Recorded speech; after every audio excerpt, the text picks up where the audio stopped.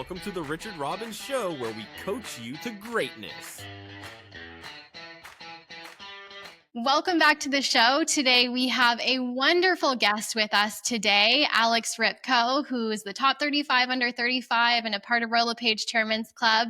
But today we are going to be talking about how she generates business from agent referrals. Over the last few years, she has generated just about $1 million in GCI only from agent referrals. So we're going to chat with her about that and all things motherhood and real estate. Welcome to the show, Alex. Thank you so much for having me. It's such a pleasure, and I'm so excited for this. Oh, we're so excited to have you. We thought we could start today. I know the numbers for the last month were just released here recently. Talk to us a little bit about what's going on in Calgary. Yeah, Calgary is being quite strong this year. It's actually one of my best starts to the year so far, and I'm super happy with that. Overall, the prices have been pretty consistent. Our months of inventory is just above 2 months. Certain areas, like our condo market, isn't as strong, but I think with the tariff talk as well as the election coming up here, I think we are seeing a little bit of a slowdown, but we'll start to see more and more activity come a couple weeks here. Yeah, well, that's a really good indicator because we have dealt with a lot of uncertainty this year. Now, I know, Dad, you were reviewing the numbers for Canada. What do you see happening there? Because I know that's not necessarily the case for all of Canada right now. Yeah, no, it's Alex is living in a very good market. Yeah. So It's if you're in Alberta. Alberta, Saskatchewan right now, you should be pretty happy. And by the way, you deserve to be, because Alberta's over the many years have had challenging times, let's say that. And Alex, how many months of inventory do you say you had? Just above 2 months. So you got just above 2 right now in Calgary. They got, or across Canada, they got 5. So if we look right now, Jamie, what's been going on?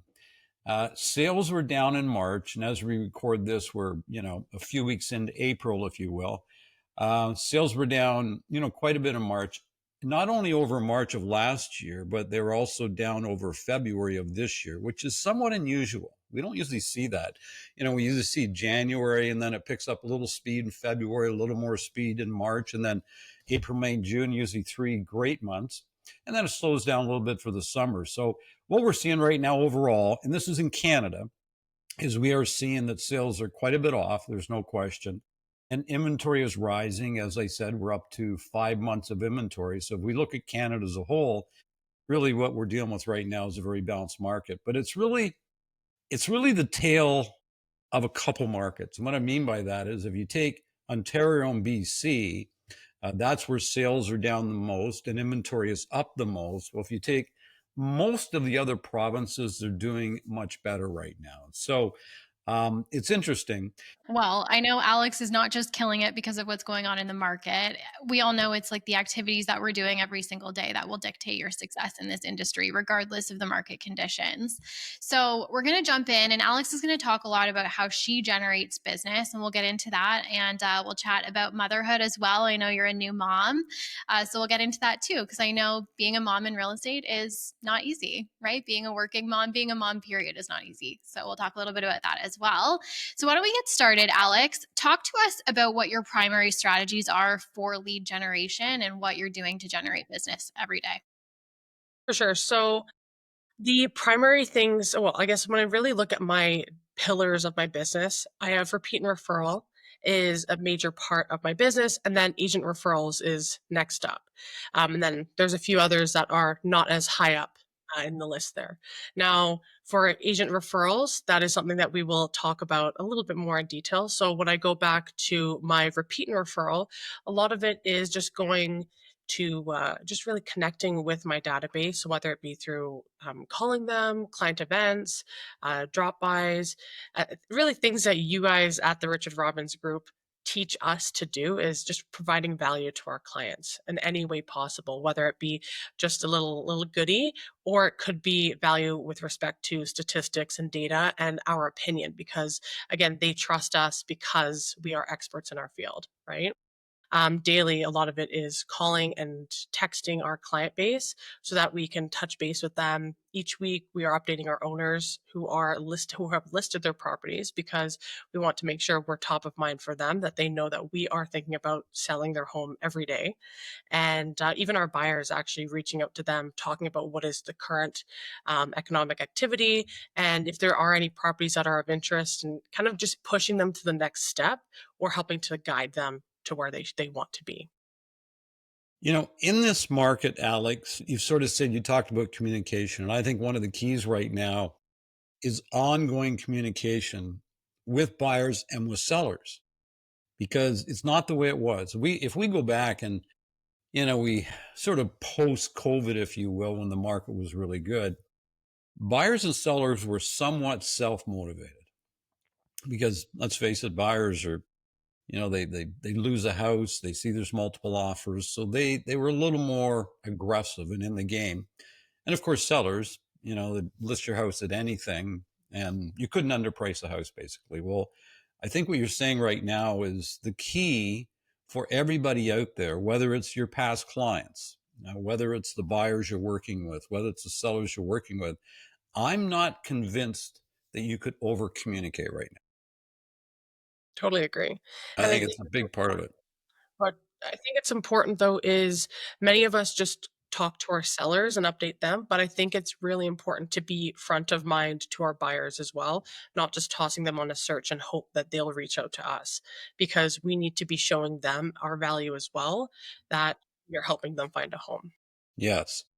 Now, as a company, we teach LRS, Lifetime Referral System. I'm sure everybody in this show has heard of that by now, because we talk about it nonstop. And basically what it is, it's building repeat and referral business. And the way we look at it as a company, so if everybody can picture this, you should be getting as many referrals as you are repeat business from your database. So let's say you get 20 transactions from your database, you should have had 10 referrals and you should have had 10 repeat. Now, if you have, let's say, 10 repeat and 2 referrals, what that tells me is you have a loyal database that will deal with you, but they're not referring business to you. So the next level is to get them to advocacy, where they're comfortable referring business to you. Where on the other hand, if you had, let's say, 10 referrals and 2 repeat, that would indicate to me you're probably newer in the business and your customers are not selling yet. But in a perfect world, we'd like to see as many repeat and as many referrals, even. And that is the perfect, what we call lifetime referral system, which is just all you're doing is getting a return in your database. But there's really 3 LRSs. The number one LRS is going to be your past clients, your friends, your relatives, basically, people that that could buy or sell or could refer business to you. The second LRS is with strategic alliances. That's with other businesses. So that could be home builders, it could be stagers, right? It could be pavers, it could be roofers, it could be any of those people that you refer, because the best way to get a referral is to give a referral, that you refer on a regular basis, and you stay in touch with these people. And of course, then they refer business to you, and some of them might do business with you because they have a house to sell. The third, which we're going to talk about today, is the agent LRS. That is where you build a database of real estate agents in markets that you don't service, right? So that they will, send business to you. Now, I believe, and correct me if I'm wrong, Alex, don't you have 1,400 agents in your database? I do. I think it's just above that. But yes, I have started to accumulate more people into that database. And I do have a number of advocates as well. And I've kind of segregated them, where there's advocates, there's the B agents, and then there's the C agents. So you do have that breakdown as well, just like you do in your client base. And just to clarify, that's over 1,400 agents in your database. That's not people. Like, you have a separate database for your clients. That's just agents, right? Just agents. 1436. It's amazing. Which is crazy. Now, I know you're going to get into how you bring value to this group of people, but maybe give us some idea before we get into that. And we'll talk about how you segment it as well.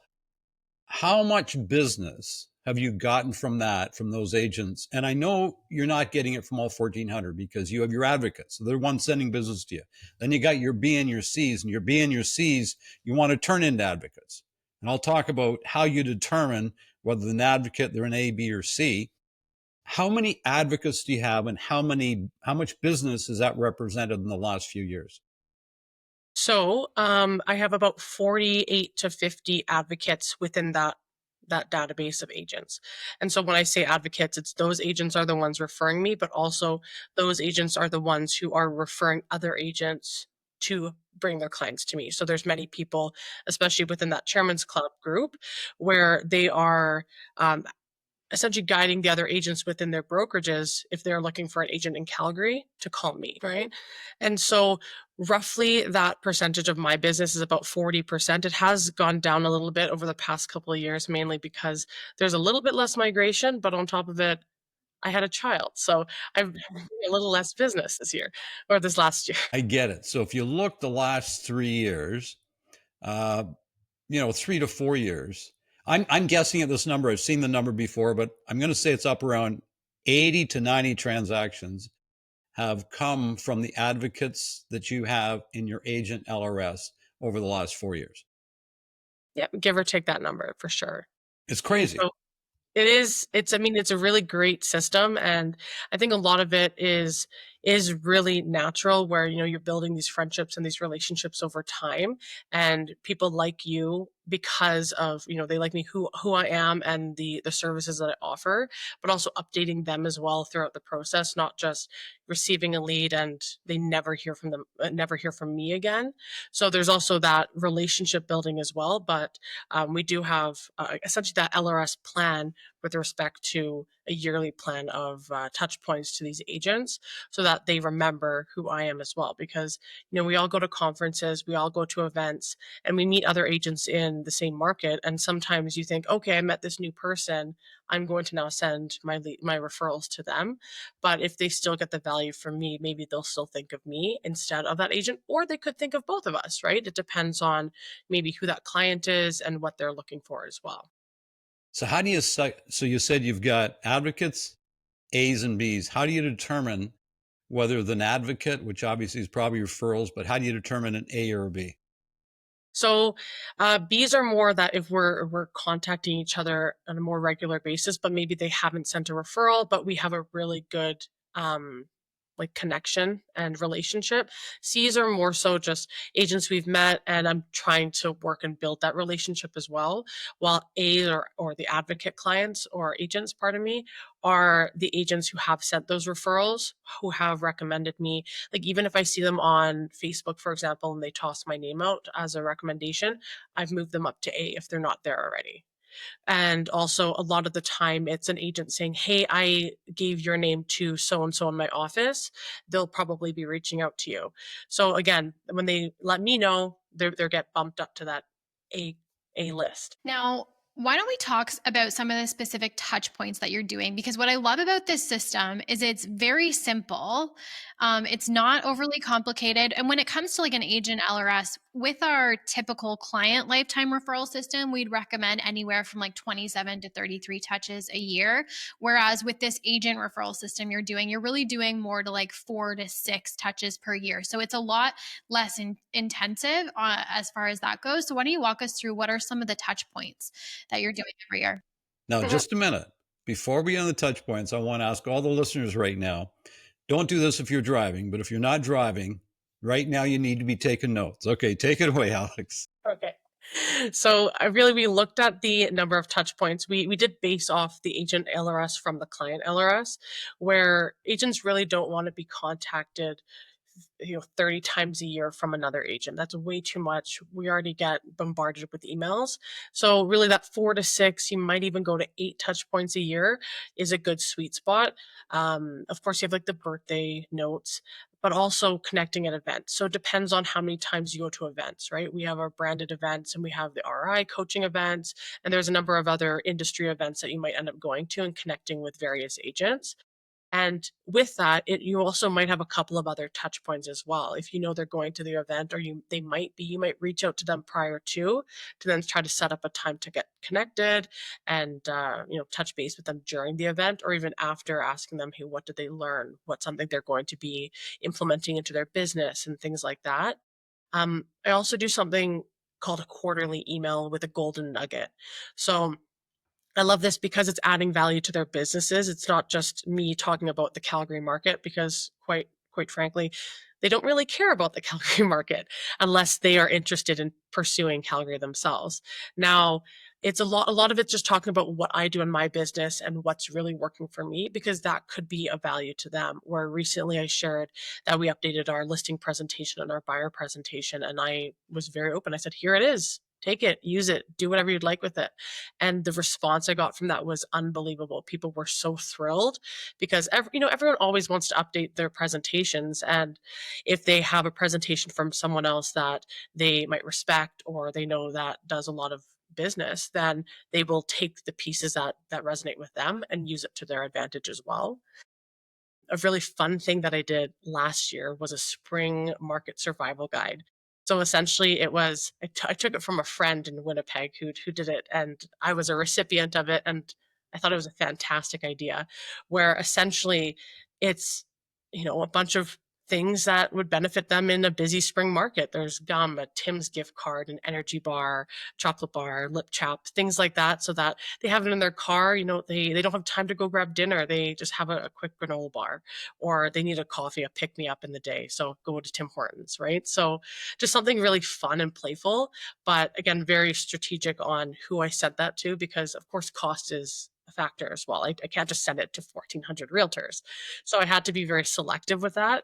Um, so that was definitely hard to pick and choose, because of course, if I had money wasn't an option, I'd send it to everyone. That's really cool. Let's go a little bit deeper, because I know you attend, and your team, you attend a lot of conferences. And I want to touch on what you said. So, to be crystal clear, you don't just attend conferences, show up, and go through the 2 days. There's preparation prior to conferences, attending the conference, making, a meaningful effort to connect with other agents, including social outings, dinners, that sort of thing. And then you always touch base after the conference as well. And I know you've done different things throughout the year. I remember, correct me if I'm wrong, I can't remember exactly what it was, but I remember receiving a package, and I remember microwave popcorn being in there from you guys. So talk to us about, through the years, what are some things that you've done? Because you really do put a lot of effort into how you attend a conference. For sure. And I think a lot of it depends on which conference you're going to. Is it more of a fun event conference, or is it an educational one?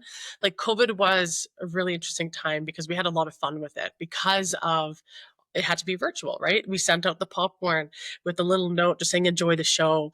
It's a way that we could all connect without actually connecting in person. And just because that was such a weird time for all of us, and now we're going in person, right? In Calgary, we had our Royal LePage National Conference. We had hosted a big breakfast event for the guests to come, and actually the proceeds went to the Shelter Foundation, so a good cause, and it was a really fun event. But we also had little goodies and giveaways that we gave away to everyone, and people remembered it. They had little what was it? It was like a little cowboy boot bottle opener, just like little things that are fun that are relate them to Calgary.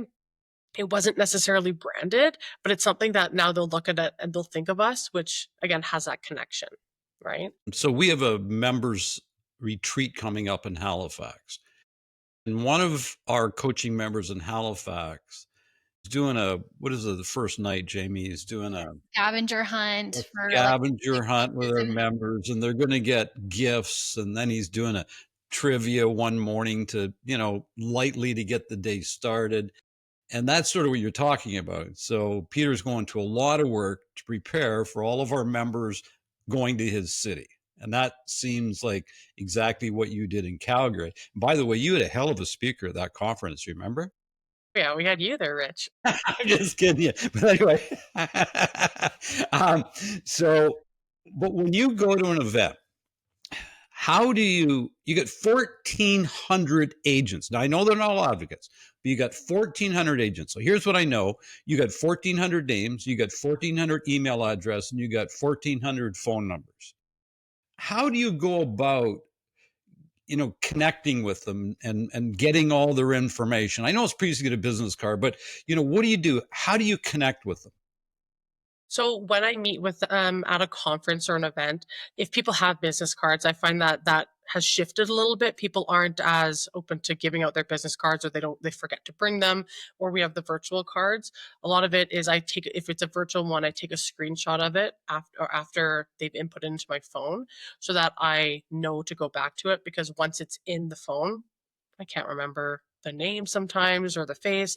And I know I have that in my photos. I can go back through and go from there. And usually after that, we take a selfie together and I can send them a photo as well. So that, it's a connection, right?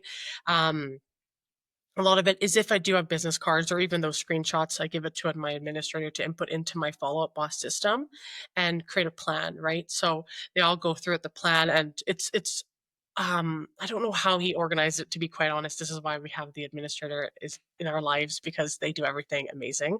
But essentially it's like a round robin where follow-up boss will update me and say, okay, today call these people, right? So I just follow the plan and I call those people. There are some days where I'm just driving around and I say, you know what, I have an extra 20 minutes. I just go through my contacts and I scroll and stop on an agent and I say, perfect, that's the person I'm calling. And I just give them a call, and sometimes, it's a really great conversation, and next thing you know, we have dinner plans for the next event we're getting together, right? It's brilliant. One thing I would suggest to all the listeners, this is something that I've started to do, and actually Alex mentioned, and I think it's gold, is when you're with anybody, if you decide to exchange any form of contact information, make sure you take a selfie with them. You remember them, because I get back sometimes and it's okay, I know the name, but I can't remember what they look like. And then, like you already said, what a great opportunity to send them the selfie, right? And you just a text, you send them a selfie and they go, wow, that's really cool. And now they remember you as well, because now, they see your face. Even after the event, I send out over a handwritten note, say, especially if it was their first time event, that's always something to really that can make a really big impact, because you say, hey Jamie, it was so great meeting you at the RI event in Halifax. I had such a blast going to Peter's event, and la la la la la, whatever you want to toss in there, but add something personal. And I think it's important that it's a handwritten thing versus it just being a printed card, and you just write, to Jamie from Alex. By having something personal, then they also connected with you again. They know that you actually cared and remembered what you talked about as well.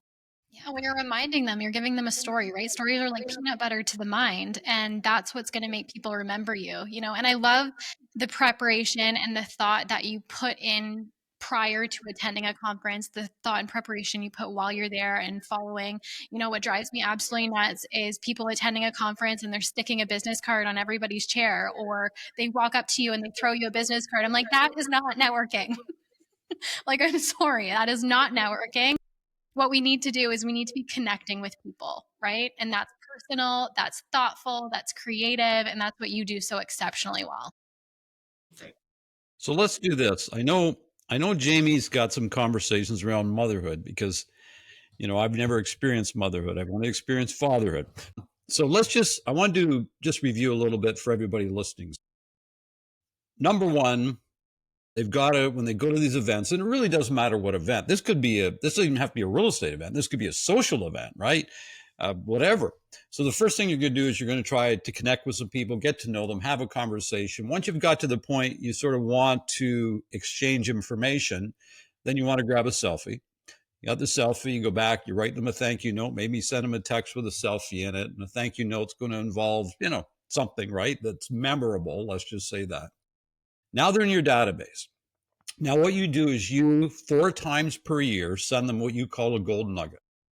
And the gold nugget, if I'm not mistaken, it's just a email, correct?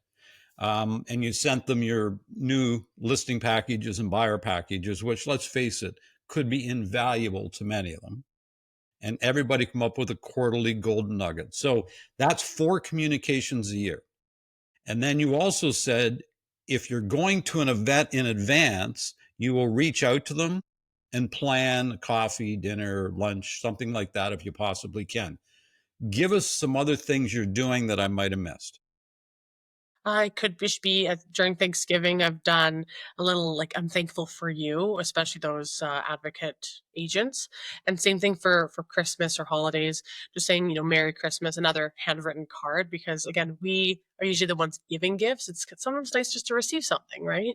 So just another little thing. Plus birthdays, of course. Birthdays are always there. We have Facebook that notifies us of birthdays as well, which is brilliant. Don't just comment on their wall, give them a call, send them a video. You guys are really great at this. I know, Rich, on my birthday, you and Sue were on your way to Calgary and sent me a video from your car. That's right. So just like that, right? It creates something memorable. Like I remember that, right? So it's exactly it. You want to make that memory and make them feel special. Love it.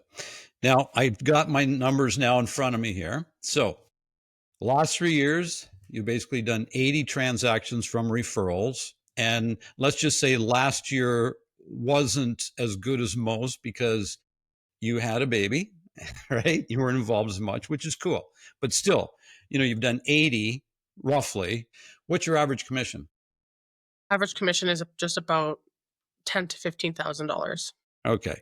So that means if I just look at 10, that's $800,000, but it's probably more like $1 million because you're probably somewhere between 10 and 15. So for all the listeners, think about that.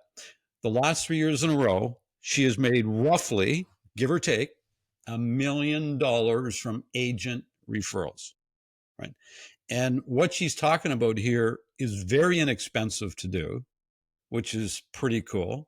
It's just building relationships and staying in touch. So back to what I said earlier, you've got 3 LRS systems, right? And I know you do your regular LRS, right? Which is past clients, all that sort of thing. And now you got your agent LRS, and you can offer the strategic alliance LRS. And, you're talking here $1 million in 3 years just from the agent one. I think that's absolutely mind blowing. And that's only going to get bigger. It's not going to get smaller. Pretty cool stuff. Yeah. Love it. Powerful strategy, right? So cool. Mm-hmm. Okay, let's chat motherhood. Should I stay for this conversation? You can listen. You can listen, but okay, comments. Maybe I'll learn something. Maybe I'll tell you about fatherhood when you guys. We're gonna give you a little insight into motherhood. So I speak with so many agents, obviously, and every time I speak with an agent who is either like about to be a mom or aspires to be a mom, or maybe has really little kids at home, and I just completely empathize with how they're feeling, probably a little bit overwhelmed, not sure how they're going to do it all. If they haven't had a baby yet, not sure what's coming just yet. I can completely empathize. I remember it so clearly. When right before I had my first baby, I was really convinced that I could do it all. I could have a baby and I could work full time and I could do all the things with no problem. It wouldn't be hard. I could handle everything. Of course I could, and you have that baby and you very quickly realize that's simply not the case. And I can just so empathize with how that feels. And I know you had a baby. She's 11 months old now. So what has the transition for you been like, becoming a mom with a very successful real estate business? It's such an interesting situation where at first, before I actually had her, I was just exactly what you were saying, nervous, scared. I was actually asking other moms, being like, how did you do it? Like, what did you do? How much time should I take off work? Do I take time off work? There's so many unknowns, and you really just don't know until you're in it. And so I actually planned to take at least 3 months off, did not. And a lot of it was just because I think my identity changed so much, right? Because my identity was real estate agent. And I think many realtors think the same way. Like, this is who we are. This is my entire being. And now you have this little one and your entire identity, your personality, everything changes. And you realize this is my reason. And you really shift so many things. So I ended up going back to work pretty quickly, mainly because, again, that was such a huge part of my life. And I really quite enjoy working. I love being in real estate. I love my clients. I love being with the team. And so, I didn't work as hard as I was doing before, mind you. But It was actually really great having the support system that I did, especially when my daughter was really young. I would bring her into the office. My admins would take her and just play around with her while I took a meeting or had to make a couple phone calls. But it was a lot easier at the beginning. And then now that she's independent and needs a little bit more, engagement, I realized I needed to have full-time support, so I've since hired a nanny, which has been a lifesaver. So she works 6 hours a day. I get my 6 hours to solely focus on work, and my husband's an amazing person as well who has shifted his whole work schedule as well, so that if I have afternoon appointments, I can either take her with me or he takes her and I get to go to my appointment. So we've made it work. It's not easy, but it's been a fun ride, I will say. Yeah. Well, I think it's so cool that you do love your work so much that you want to do it. I also went back to work, and I'm not in real estate, but I did go back to work a few months after my first son was born. And it wasn't because I had to or for any other reason other than I love working and I love my son, and I didn't have to choose. I didn't have to choose to be, with either one. And I think that's so cool. But you're right. You just don't know until you're in it, and you all figure it out, but it's this like massive transition, and it's always evolving and changing. My kids are now older, so it's a lot different for me. I don't have babies anymore. But what would you say to like, somebody who is running their real estate business, is thinking about having kids? What are some things that you've done over the last year that have worked really well for you? What advice would you have for them? A lot of the advice that I received, first off, was take all the time you can. Like, take 6 months off, take a year off. You'll never get that time back. And I completely agree with what their advice was. But I also think that you can morph the two together if you want to, right? Just like we look at our own self and our productivity, even sans kids, I was wasting a lot of time. So now I'm extremely productive during the time that I have to work. And then by the time I'm home, I'm 100% with her, unless there's an offer, of course, and that's a different story. But most of the time, I'm completely on with her. And then it allows me to be the best realtor and be the best mom that I can be. And I think the important thing is to use the support that you have, whether it be friends, family, caregivers, whatever, that and I guess rely on them because they want to help out. They want to be there to, or they want to be in your child's life. For example, I was actually just my husband and I took 10 days. We went to Argentina without Isabella, so that was absolutely wild. My in-laws took care of her for 10 days.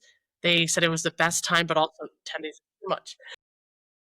But, that was amazing for them. They got to have that relationship with her, while Matt and I got to go to Argentina, enjoy the Chairman's Club retreat, and be fully present in that trip and have our time together as well.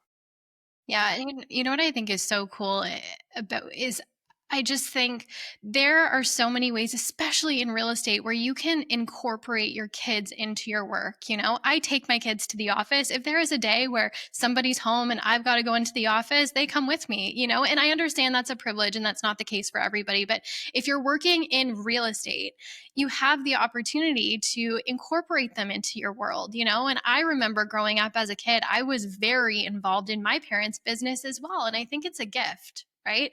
You are showing your kids that you're working hard and you're building something and you're excited and passionate about what you're doing and passionate about sharing it with them as well. And I'm like, what a privilege, what a gift that is. I think everybody has to make the decision that's works best for them, whether that's staying home with your kids, whether it's taking time off, whether it's going back to work, but there needs to be less judgment about what people choose because they can all work. Like whatever's best for you. And all I hope for every mom is that you have the opportunity to choose what's best for you, right? It's just the ultimate privilege. And, I'm so passionate about motherhood. Like, I just think it's the best thing ever. Jamie, we got a coaching member, Mark Berg, 11 kids. And he's like super successful in real estate. And I said, well, man, what'd you do when you're young? And he goes, well, I took them with me. They go on listing appointments with me. I'd be showing property with them and all of that. And I'm not saying that's for everybody, but Actually, I think it makes you look real. The 11 children. And I remember Isabella has been to one, if not more, of our events. I remember one for sure. I think she was only like a month and a half old. Yeah, I remember that. And I thought it was so cool because, of course, all the coaching members who know Alex really well, they all want to see Isabella. And Alex, of course, nice to show off your kids and all that sort of thing. And I thought, how cool is that? That you had the confidence, number one. That takes confidence, to bring Isabella, when she's very, very young to one of our events. And of course, everybody was crazy excited to see her there. And I'm going, like, it's a beautiful thing, right? If you, bring your family into your work, and I'm not saying it's for everybody. I'm just saying for those that are comfortable with that, I think it's a beautiful thing to do. My kids both have been involved in this business. I think Jamie was 6 when we opened the business. Like, she's been involved in the business since we started. I have more memories of RI than I do school or anything else, and that's just because that was what our life was. And I hope for that for my children too, because it's such a positive thing. And I think COVID also changed a lot as far as children and your life. I think it humanized us in a lot of ways, whereas in a lot of settings, it was a high expectation to be professional and, show up at work like you don't have children and, all these different things. But I think COVID really softened a lot of us in that way. And I remember so crystal clear, I had this conversation during COVID with a woman, and I had a 9-month-old baby home with me, and I was trying to work, and we were in a global pandemic, and it was kind of a wild time.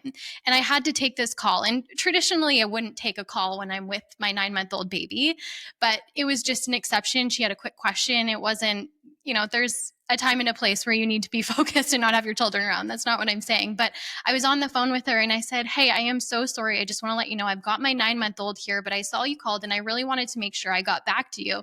But I'm so sorry if you hear him in the background." And she said to me, she's like, "Oh, honey, you don't be sorry for 1 second, because what a blessing it is that you get to do your work and have your baby right there. Don't ever apologize for that." And I'm like, that is a gift, right? It's a really wonderful gift that we get to incorporate our families and our life into what we do every day, and to show them what we're doing and how excited about, being excited about what we are doing and what we're building is a gift to our kids as well. And I can speak to that coming from a kid who grew up with entrepreneurial parents, and as a parent who both my husband and I work a lot and have our kids very involved in what we do every day. Oh, 100%. Like, same thing for me, where I remember going into the office with my dad or going to listing appointments and being present there. And I got to have that opportunity to show him that I can, be around him and with his professional life as well. But then as we're driving to the next appointment, we're having fun blasting the music, or we're having a good time, and then back to business, right? So you have these fun relationships, but also my clients love to meet Isabella. They want to know more about me as well, right? So when they get to see more of my life, they then connect more with myself as well. So I just love it. I love it so Yeah. much. Yeah. That's so cool. Well, you have done a great job. Honestly, it looks like you haven't even skipped a beat. Like, I don't know. You are a powerhouse, Alex. Well, the thing is, Alex, for those that are listening in audio, you can't see. We're talking to somebody very young here. You know what I mean? That's Yeah. absolutely killing it, which is so cool to see. Now, your dad, who he's been in real estate a long, long time, and he's been in our coaching program, I think, forever, and you've been almost forever, which is so cool. You get in at a very young age.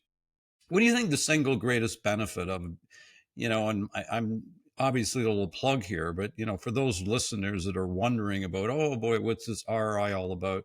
What do you think the single biggest benefit of it all is? I would have to say it's the network and the connections that you have, because not only are you building really great business tactics and learning from other agents, you're also building really great friendships, because now I'm friends with other agents across the country in a personal level, and we're connecting on just other levels and other, just a deeper connection versus just how's your market and what's going on there. So I think that is my favorite thing about the RI group. Beautiful. And what do you think what's the most valuable thing your coach does for you? Tells me when to say no. I like that. Oh, I could not live without my coach. Is some days it's a therapy session, which definitely is always needed, and other times it's, I have this crazy idea, and he says, "Okay, what's your number one? Like, what's your word for the year? Does this align with your word?" I go, "It doesn't." He said, "Let's put that on the let's put it to the side. We'll revisit it next year or later on. Let's focus on your overall goal." And sometimes he'll say, "Hey, this is something you should consider," but I would not be where I am without our coach. That's so cool. Yeah. That's so cool. Okay, Jay. Well, I'll let you close this out in whichever way you want. Alex, thank you so much. We appreciate you. If you are interested in learning more about the coaching program, there is a link below. If you're watching on YouTube or in the show notes, you can book a call to chat about it. Obviously, no obligation, but would love to just learn more about what you're trying to accomplish. So you can book that there. Be sure to subscribe if you haven't already, and we will see everyone next week.